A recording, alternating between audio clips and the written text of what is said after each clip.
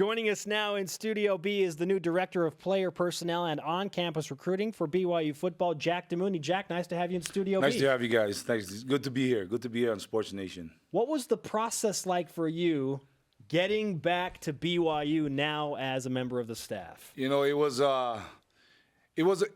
I understood the process, but it was a long process that had to take place, and you know, I was very eager. Every single day, you're waiting if you're going to get the call, and you know, I finally got the call the Tuesday before letter of intent signing day, and it was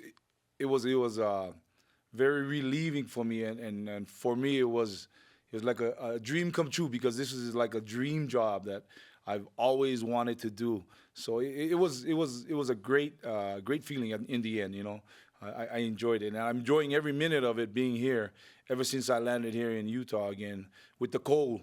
You know, and so I like the cold. Are you really enjoying that part? I love the cold. I love the cold. You know, I walk to work, so I'm staying over at the Marriott for now. But I always get up in the morning and I walk to work, and by the time I get here, you know, I'm energetic and ready to go. You know, for another day.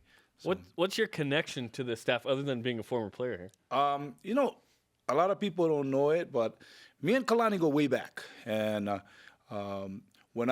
he grew up in Hawaii. So when he was growing up, his dad was a security guard at BYU Hawaii. So we used to go to BYU Hawaii because that was the place to hang out, you know, play basketball and you know, the game center. And you know, Kalani was just a young boy when he was there, and so you know, that's how far I go back with him, because his dad was always a person that, if you go to the football office now, he's a people person, really nice. And really friendly man. And so that's the same thing he was doing to us when we were young. And so while he was doing that, you know, he would tag along. His son would tag along, and that was Kalani. So we go way back. But, you know, it's great. It's great to be here, and especially playing with or coaching with guys you played with. You know, it's unbelievable because you know them personally, and so you want to do good for them. You want to try your best, you know, for the person that you played with, but who you coached with, you know, you're coaching with now. So, you know, it's an unbelievable feeling being here right now. I've got to ask what little Kalani Sitake, I don't know if he was ever little, but what little Kalani Sitake was like. You know, and he doesn't, I don't know if he remembers it, but when I think back, he used to have cowboy boots. You know, he was the kind of person, yes, cowboy boots, and he was the type of person that loves, you know, the cowboy boots and the, playing cowboy. Everybody does that. Back then, you know, cowboys was the big thing, right? Oh, sure. And so, yeah, he used to have cowboy boots. We had a gun with a holster. But that's the Kalani that I remember when we were growing up, you know, back in Laie. So Yeah, that's funny. yeah. Now he's shooting from the hip as the BYU head football coach. Yes. Jack Damuni, the Director of Player Personnel, with us in Studio B on BYU Sports Nation. Here we are 22 years later after you've been and gone and done a ton of things. But for those that aren't familiar with what you've been doing since you left BYU as a player and the time in between, what were you doing before this? Before this, I was a teacher back in Hawaii. So I was a teacher back in I taught middle school and high school, special education. And then I coached football, high school football. But, you know, during my free time, I did a lot of camps around Hawaii. And I also did a lot of NFL camps. So I was the facilitator to a lot of these NFL players that comes in for all these different camps. Also, people, you know, when Kalani was at University of Utah and at Oregon State, I used to help him recruit. You know, so a lot of the players that went to him, you know, I kind of helped him to you know, at least bridge the gap. You know, so get on his radar. Yes, get on his radar, and so that's why, you know, when this job came available and he asked me to come on, you know, it was a no-brainer, because it was a once-in-a-lifetime thing, and it's something that I can do now at the collegiate level, but with a lot of, you know, rules. You know, before you can just go to anybody and, hey, I want you to go to University of Utah. Hey, I want you to go to Brigham Young. Hey, I want you to go there. You know, or tell them the benefits and of going different places. You know, so right now, but you know, it's amazing being here, and I'm so glad for the opportunity to come back to BYU.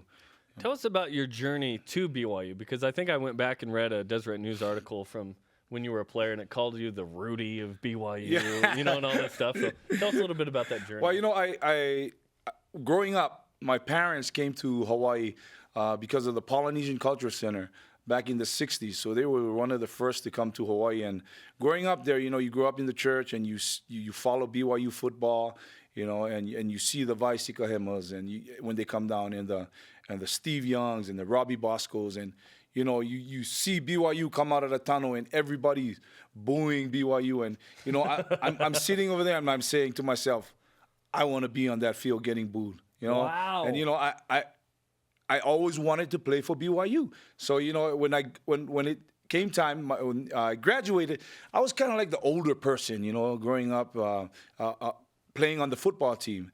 But I played at Dixie Junior College. I went there after I graduated.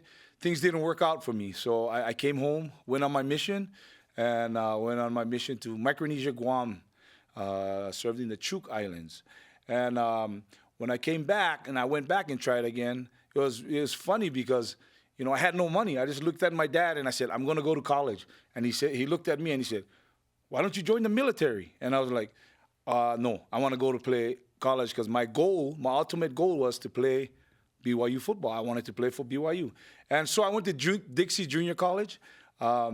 Actually, first, I went to Rick's Junior College. My brother, I remember him driving me all the way out to Rexburg, Idaho, and they telling me that they didn't have any spot on the team for me. So then we turned around and we drove all the way to St. George, Utah. Yes, from Rexburg all the way to St. George, Utah. Can you believe that? And then I went over there and believe it or not, Jackson Kofusi's dad, who just signed with BYU, and my friend named Wilson Kavaka, I knocked on their door and they looked at me and I said, I need a place to stay. And they invited me in and I got there. And it's funny because the first year I had to redshirt, but I didn't have any money. I wasn't on scholarship. Wow. Yeah, and so when I went to the financial aid office, I tried to do all of these things. It didn't work out. Then the lady looked at me and she said, how old are you? And I said, I'm 24. I said, you qualify for financial aid. I was like, whoa, So that's the first blessing that came through. After that, everything was, I got a scholarship. And then next thing you know, I have Coach Remage, Tom Remage.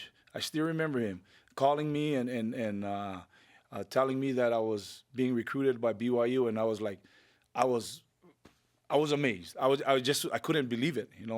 Finally my dreams started to come true, and I came here, and when I got here, I was kind of like the older. I think I was 26 when I got here, but I was a 26-year-old that would line up and I can beat anybody in the 40-yard or anybody. Even Kalen Hall. If you're watching this Kalen Hall, you know what I'm talking about. Yeah.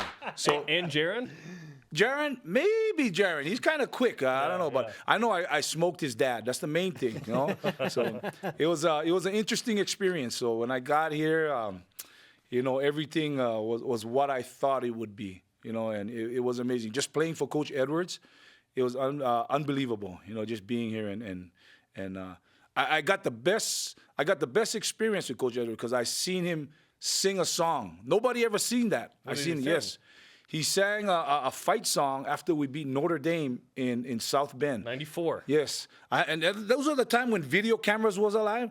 Video cameras were created. So I'm like grabbing the video camera and trying to get it because I'm looking at him he's singing and I'm trying to get it, because I know it would go on America's Most Funniest Video. Yes, which is the original YouTube. Yes. Yeah. I would have won $100,000. I know I would have won that with that. Jack, we need to have you on again. Yeah. Man. Hey, man, come on. Anytime you guys want, let me know, man. We just got started, but we have to wrap. We only have an hour here, but we got to have you on soon. We'll talk about your role as player personnel. No problem. Director. Yeah. Really good stuff. Jack, good to have you back at BYU. Thank you very much. It's good to be here. We would like you to sign our Stretch Y flag back here. All of our former and current athletes get to do that. Are you serious? Absolutely. Man. We need a. Did you go to Kahuku? Yes, I did. We need a Kahuku Red Raider up there. I got it. Okay, gotcha. I'll put a Kahuku Red Raider. But I thank you, man. I haven't signed an autograph for like 20-something years. The only thing I signed is my life away when I married my wife, but it's all good.